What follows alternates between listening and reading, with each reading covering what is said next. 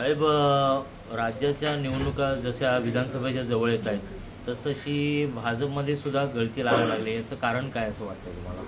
खरं म्हणजे महाराष्ट्र राज्यातलं भाजप मिंदे हे जे सरकार आहे हे निवडणुकांपासून खूप दूर पळायला लागलेलं आहे. ऑक्टोबरमध्ये निवडणुका होणं अपेक्षित आहेत, परंतु आत्ताच्या माहितीप्रमाणे निवडणुका ह्या नोव्हेंबरच्या तिसऱ्या आठवड्यामध्ये जातील आणि जेवढ्या निवडणुका जवळ येतील तेवढा भारतीय जनता पक्षाची जी आहे ती गळती खूप मोठ्या प्रमाणात होईल. त्या सर्वांना माहिती पडलेलं आहे की जुमलेबाजांचं सरकार आता औटघटकेचं राहिलेलं आहे, त्यामुळे त्यांचं त्यामध्ये राहण्यामध्ये काय अर्थ नाही असं समजून भाजपमध्ये खूप मोठी गळती लागलेली आहे. सर, अजित पवार गटाचा जो कायम राहील, लोकसभेला जो ट्रेंड होता तोच कायम राहील? 100% राहणार, 100% राहणार लोकसभेचा. प्रश्न घेतोया. अजित पवार गटामुळे भाजपला गळती लागल्याची चर्चा आहे, तर भाजपकडून नाराजांची मनधरणी सुरू आहे.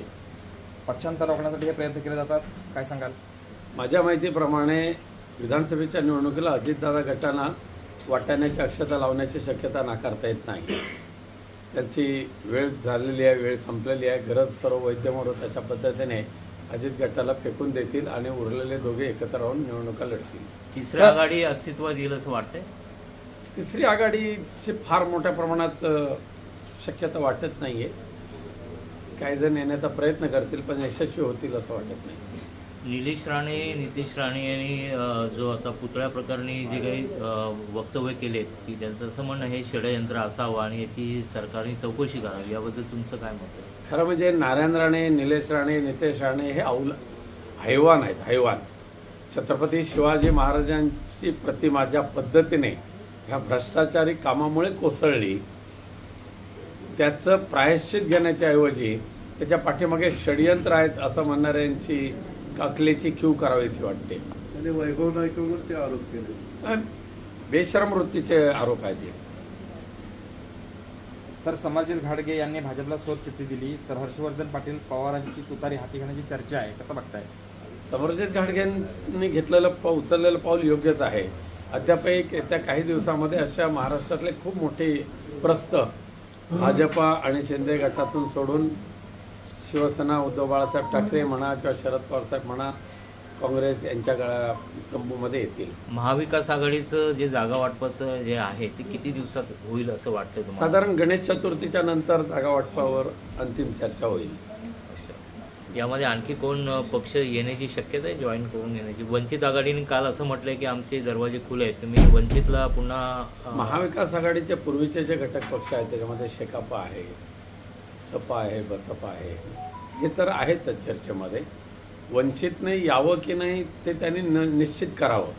लोकसभेच्या निवडणुकीच्या वेळेला त्यांची खूप मोठ्या प्रमाणात मनधरणी आम्ही सर्वांनीच केली आणि त्यावेळेला जर वंचित ऐकलं असतं तर आज वंचितचे किमान 3 खासदार महाराष्ट्रामधून निवडून आले असते.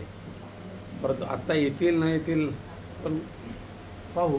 हे चिपळूण संमिश्र विधानसभा याच्यामध्ये प्रशांत यादव यांची तयारी सुरू आहे. तुमचा शिवसेना म्हणजे उभाटा गटा पक्षाचा याला पाठिंबा आहे का? म्हणजे ही डिक्लेअर अशी पकडायची? महाराष्ट्रातल्या कोणत्याही जागेचं वाटप झालेलं नाही आहे.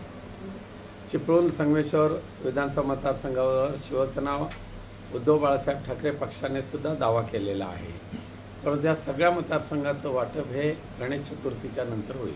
पण समजा ही कन्फर्म झाली तर तुम्ही सपोर्ट महाविकास आघाडीचे जे उमेदवार असतील त्यांच्या पाठीशी खंबीरपणे उभं राहावंच लागेल. या जागेबद्दल तुमचं काय मत? ही जागा या जागेबद्दल अद्यापही निवडून येण्याची किती हे वाढ? 1001% महाविकास आघाडीचा आमदार निवडून येणार,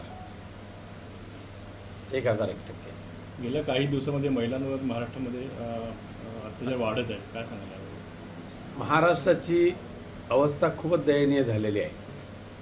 शाळकरी विद्यार्थी असतील, महिला असतील, वृद्ध महिला असतील, वृद्ध गृहस्थ असतील, दररोज ह्या हैवानांना बळी पडत आहेत, परंतु त्यांना जरब बसेल अशा पद्धतीचं पोलिसी यंत्रणा किंवा शासकीय यंत्रणा ह्या महाराष्ट्रामध्ये अस्तित्वात राहिलेलीच नाही आहे. त्यामुळे महाराष्ट्र हे अख्ख्या देशामध्ये मुलींवरच्या अत्याचारामध्ये, महिलांवरच्या अत्याचारामध्ये क्रमांक 1चं राज्य झालेलं आहे. हे शिंदे आणि फडणवीसांचं कर्तृत्व आहे. कालच म्हणजे 2 दिवसामध्ये पश्चिम बंगालमध्ये असे एक विधेयक आलं आहे, म्हणजे राज्य सरकारने केलं आहे की 30 दिवसामध्ये फाशी द्यायची. अशा प्रकारचं विधेयक हे राज्यामध्ये आलं तर काय वाटतं? आणणं आवश्यकच आहे.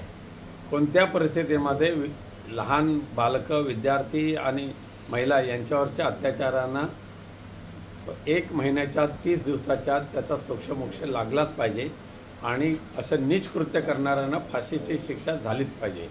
पश्चिम बंगाल हे पहिलं राज्य असेल की त्यांनी ममता दीदीने तो कायदा करून घेतलेला आहे. धन्यवाद.